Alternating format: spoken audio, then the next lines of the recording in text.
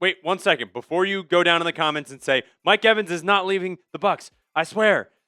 I agree. But we have to talk about the Mike Evans rumors that he's leaving the Tampa Bay Buccaneers. We'll get into that on today's episode. You're watching the Bucs Breakdown by Chat Sports. My name is Reid Bartkus. Before we get into all that, though, who is your favorite Bucs player of all time? Is it Mike Evans? Because he's been a Buck for 12 seasons, hopefully 13. I don't think he's leaving. You know what? I'm getting ahead of myself. I'm sorry.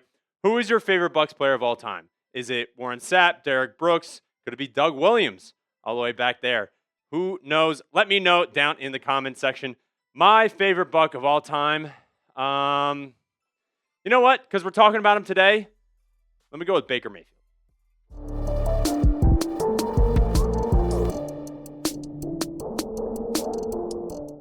What's going on, Bucs fans? You're watching Bucs Breakdown by Chat Sports. My name is Reid Bartkus, and we have to talk about it. I don't want to talk about it. I've mentioned it in an earlier video before when I was sitting down. It was like a little at-home video, but there's rumors that apparently the chances of Mike Evans returning to the Bucs is less than 50-50. First of all, what?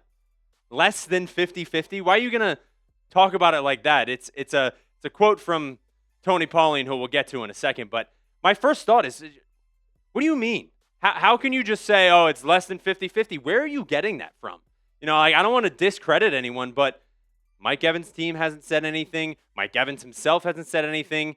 You know, they asked Zac Robinson at the press conference, you know, would you want Mike Evans back? And he sort of dismissed the question, which I think he should. He's a free agent. He can do whatever he wants. But are you joking? Mike Evans leaving the Buccaneers to go to a different team? There's no shot. But anyways, let's talk about this article from Tony Pauline from Essentially Sports. At 31 years of age, Mike Evans has struggled with injury in the past 2 seasons and played in just 8 games last year, catching 30 passes. Those I've spoken with over the past week, he's at the Senior Bowl, believe it's less than 50-50 the veteran wideout re-signs with Tampa and that his career with the Bucs is likely finished. He'd like to go to a contender and win another title. I figured the New England Patriots would be a good fit, as Evans would be the final piece for their offense. Yet people in the know believe the Buffalo Bills are the team likely to target the former All-Pro. Respectfully, who even is Tony Pauline? You know, I say respectfully because I don't want to discredit anyone that's doing work in sports, because, you know, everyone's trying to make it out here in sports media, including myself. But who are you talking to, and who is saying it's less than likely 50%? Like, this is just opinion. That you can't be putting out articles like this saying, oh yeah, it's less than 50-50 because the people I talk to. Who are you talking to? Please tell me, because in my heart, Mike Evans, there's 2 options. It's either he re-signs with the Bucs, either a franchise tag, or you create a new deal for him and he comes back for his 13th season, or he retires. There's multiple examples of people staying with the team that drafted them the entire year. Megatron, Larry Fitzgerald. Like, he's not leaving. Like, I can't say that for sure because I'm not Mike Evans, and Mike Evans hasn't said anything. His team hasn't said anything. So these are all rumors and speculation. Yes, you can say, oh, maybe he's leaving in free agency because he doesn't have a deal or something like that. The Bucs can franchise tag him.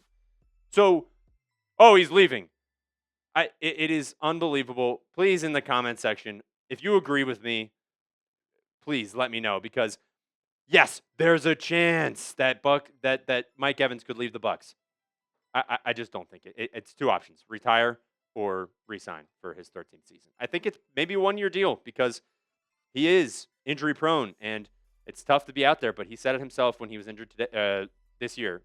Sorry, he misses it. When he was not playing, he missed it. He realized how much he missed it. So, shout out to Evan Winter.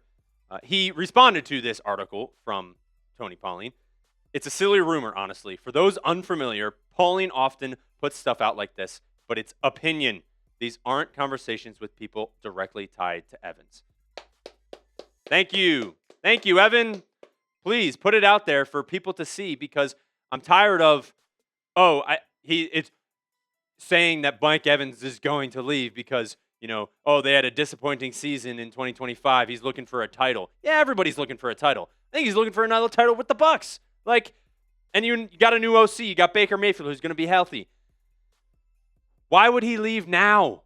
He should have left years ago if he wants to go get another title. It's been 6 years since the Bucs won the Super Bowl with Tom Brady. You think he would have left then? My thoughts exactly in terms of what Evan Winters said. It's all opinion. It's all speculation. You can speculate all you want. I don't think Mike Evans is leaving in 2026. But you let me know. Type S for sign, type L for leave. What will Mike Evans do in 2026? I better see 800 comments of S for sign because he's either franchise tagged or he's coming back for his 13th season. I don't think there's anything else that's going to happen because he's a Buck for life. And I don't think he would do that to the city of Tampa Bay. So please be honest. Let me know. Type S for sign, type L for leave. What is Mike Evans going to do in 2026? Now, next up, I got to calm myself down a little bit because it got me heated because you could say rumors and speculation, oh, maybe Mike Evans leaves. That's kind of what I said in my video a couple of days ago, but that's all it is. Be like, oh, maybe he leaves, maybe he doesn't. I don't think he will, but writing an article saying it's less than 50-50 just because of people who you talk to and their opinion, I'm waiting for Mike Evans to say, hey, I'm coming back, or hey, I'm retiring, or if he wants to leave, then we'll figure it out when that happens. But I want to talk about Zac Robinson press conference, some takeaways that I had, some notes, because I loved it. I watched all 30 or 26 minutes of it. I was actually producer Chip. We were playing Xbox. I was just on watching Zac Robinson talk about how excited he is to be the Bucs OC. And once he got that call, he was excited. So let's talk about it. Baker Mayfield is something that he mentioned about being very excited to be in the building with Baker Mayfield, get the offense going, and be reunited with the quarterback that he worked with when he was in LA with the Los Angeles Rams. So I just want to take away, kind of tell you guys what he said. If you guys have watched the press conference already, you've kind of heard this, but I'm going to give my opinion and sort of talk about it a little bit. That's what we do. It was like at 10 o'clock at night. So this is him, Zac Robinson, on Baker Mayfield just during his press conference when they were in LA with the Rams. It was like at 10 o'clock at night when Mayfield got the plays. This is, come in. I think he came in on like a Wednesday or in the beginning of the week, and then they had Thursday night game against the Raiders. And he came in the next day, and I saw his notebook. We had a bathroom break. So I saw his notebook. He had highlighters everywhere, color-coded. Right away, I was like, okay, I know the player, I know the talent, but he's made of all the right stuff. Obviously, that time that we spent together, was invaluable during a tough season. He came in and ignited that group. I'm fired up to work with Bake and the rest of the guys. It's a good group of dudes, and I'm looking forward to it for sure. This absolutely fires me up. Come on, man. I want my offense coordinator to be excited about the offense and the players that he's about to be working with, especially the quarterback, especially Baker Mayfield, who they've had history with. And I cannot wait to see what the reunion will look like. Because with the Rams, we've seen it was pretty impressive. The guy comes in on very, very short notice, works with Sean McVay, gets a couple plays. I remember seeing an interview with Baker, and he was talking about how Sean McVay gave him a whole list and menu of plays to go off of, and he didn't call any of them on that last drive. So Baker was kind of just going with it, and it shows what type of guy, what type of leader, what type of quarterback Baker Mayfield is, and he's got it up here, he's got it right here, and he's got it right here. I'm excited to see what Zac Robinson can do with Baker Mayfield, because if you think about last year, it was a little bit of a dip towards the end of the season. He did hurt his shoulder. He should be fine this upcoming season. But in 2024 with Liam Cohen, if you guys don't remember, Liam Cohen worked with Zac Robinson in LA with Baker, all three of them. Baker Mayfield signed off on Zac Robinson. We're basically the Bakers. When the Bucs were looking for their offensive coordinator, I think a big thing was Baker Mayfield saying yes. So that's why it took a little bit of time, and him signing off on Zac Robinson makes me feel a lot better about the hire. There are some people, saying, oh, the pistol guy, blah, blah, blah. We'll get to that. But if Baker Mayfield's saying yes and he's excited, I think we're going to get a little bit closer of a 2024 Baker Mayfield season rather than a 2025 Baker season. So let's go to the next takeaway that I had from the Zac Robinson presser. His offensive principle. Now, I'm very excited about this one. I sort of mentioned it just now. The pistol thing, I was like, it's him in the back of my head, him with the Falcons, but I'll let him speak for himself. There will be some great carryover, and there will be some new things that we did in Atlanta. There will be some things that I have never done, and they have never done that might fit us. So the great thing about offensive football is that there is more than one way to do it. I think before you get to scheme specifics, it is your style of play, and we want our guys to always be in attack mode. And we want our guys to play with relentless play energy, effort, and strain. He also mentioned player over plays. Now, I'll get to that in a second, but I love his philosophy. And when he was talking about offense, I could see his eyes lighten up. It was awesome. He loves what he does, and he seems really excited to get in the room with everyone and really talk to all the weapons we have on offense and really scheme up a new type of offense. I don't think it's going to be crazy new, but he's got it up here. He worked with Sean McVay. He worked with Liam Cohen. It's the same type of offense, and I think he can already sort of see this offense come to life as he gets in the building. So I'm very excited for what he just said in his press conference, because we need that sort of ignite on offense and just a new look, because last year just wasn't it. So I can already hear the comments about the pistol formation. He ran a lot of it in Atlanta, like a lot of it. Under center was like point something percent of what he ran in Atlanta. Now, I can already see the comments of this guy's all he's going to run. He's a pistol. He's Pistol Pete. Like that. That's all I'm looking for. And yes, but I think he was handcuffed. And I'll say it again. These are my thoughts from the middle of the season last year to the end to right now. I think he altered his scheme to fit what Cousins and Penix were comfortable with, / what gave his offense the best chance. It's sort of like if you're driving and all you can do is turn left. You'll get places, maybe not where you want to go, but you'll go somewhere. And that's sort of how it was. Michael Penix under center, he just wasn't comfortable. I don't want to say he couldn't do it, because he's an athlete. He's an NFL quarterback. Of course, he should be able to go under center. But why not? He was distinctly shotgun in Washington. And then he goes to the Atlanta Falcons, and, pistol formation is a good formation to have. I'm not against pistol, but running it all the time is not good. So with the immobility of both Penix and Cousins, I think they were just more comfortable in pistol or in shotgun. So I think Zac Robinson was like, well, the two quarterbacks that I have, they feel more comfortable, and I have a more chance of success for my offense if I keep in pistol and shotgun. So that's what he probably did. Now that he has Baker Mayfield, I bet you it looks different, because it looked different with Kirk Cousins. I'm sure Kirk was like, let's go under center. I'm good. All right.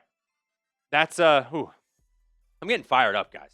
Let me tell you, man, I loved watching Zac Robinson's press conference, and I'm very excited to see what he can do this year. Last one, Emeka Egbuka. This one stood out to me a little bit, because we saw last year how Emeka Egbuka, he started off like this. Everyone was like, oh, rookie of the year, easy. And then all of a sudden he disappeared. So I've said that multiple times, I feel like, in all of my videos. But, let's get to what Zac Robinson said on Emeka Egbuka. He's an unbelievable player, just the versatility that he brings within the route tree, run after catch. There is really nothing he cannot do. Obviously, you guys all saw it up close and all throughout the year. I was able to study him when he was at Ohio State, and I went to their pro day. Watching him catch the football, he has incredible ball skills and all of those things that you love. So any player making that jump from year 1 to year 2 to year 3, you expect to see great strides. I totally agree. And I was really upset that Emeka Egbuka sort of fell off the scene, because he was really, really good. And sort of going back to what Zac Robinson said is he can do anything. I think he can stretch the field. He can beat you after the catch. And he can go up and get the ball as well. So I think when you look at these stats, they're staggering. Are you kidding me, guys? Weeks 1 through 9, 76 targets, 40 receptions, 677 yards, 6 touchdowns. Are you joking? Dude, producer Chip, it's pretty some good numbers, right? Great numbers. And then all of a sudden, after that, like weeks 10 through 17 to the end of the year, 51 targets, 23 receptions, 261 yards, no receiving touchdowns. What happened? And I think him talking about Emeka Egbuka in his press conference and singling him out. I mean, he talked about being excited to have all of the offensive weapons and get all the guys going. But him specifically talking about how he's a all-around very good wide receiver, I think is really important to his step to year 2. Sort of like he said, is you need that help and that guidance on really making that leap. Sort of like Puka Nacua took that leap. And there's other star receivers that have taken that leap where you go year 1 to year 2, you're like, whoa, like, incredible. So I'm expecting that from Emeka Egbuka, and I really hope that happens. And I really hope Zac Robinson utilizes the offensive weapons that we have, because we have a lot of them. Obviously, guy in the middle, if he comes back, which I expect he does, Tony. Baker Mayfield, Bucky Irving, Chris Godwin, Emeka Egbuka. This is an offensive coordinator's dream, I feel like. And I think this is why he was so excited, he as in Zac Robinson, was so excited to get the call to be the Bucs offensive coordinator, because I think with his offense and his philosophy, I think he's going to have a great 2026 season and hopefully beyond, because this is Baker Mayfield's 9th offensive coordinator. So hopefully he sticks and he's here for more than 1 year. Hopefully it's not, his offense isn't too good, so he leaves after 1 year. Please stay if it's good. All right. You've made it towards the end of the video. Thank you so much. Are you excited for Zac Robinson? Type Y for yes, type N for no. Let me know down in the comments. I know some people are a little bit torn with what they think about Zac Robinson. I know the pistol scares everybody a little bit. I know his 2 years as an OC in Atlanta were not as impressive as you'd sort of be looking for in the offensive coordinator. But I think he's a good option. I think you had Mike McDaniel and you had Todd Monken were probably your top 2 choices. You get number 3. Can't have everything all the time. If they don't want you, then you make a deal with the guy who does want you, who also you want as well. So I think I'm excited. I'm typing my Y's for yes, but you let me know now. Said hut. Sorry, excuse me. Are you excited for Zac Robinson? Type Y for yes, type N for no. Sorry, I'm excited, so I'm tripping over my words. But like I said, thank you so much for making it to the end of today's video. I really, really appreciate it. If you made it to the end of the video, I will remind you, we are very, very close to 1,000 subscribers. And once we get to 1,000 subscribers, that first video after we hit it, I'm going to shave this mustache off right in the beginning of the video. Zzz. Why? Because why not? Let's have some fun on here. And as always, make sure you hit that like button. Make sure you hit the subscribe button. Make sure you do whatever down there. Answer the questions that I asked today. And as always, fire the cannons.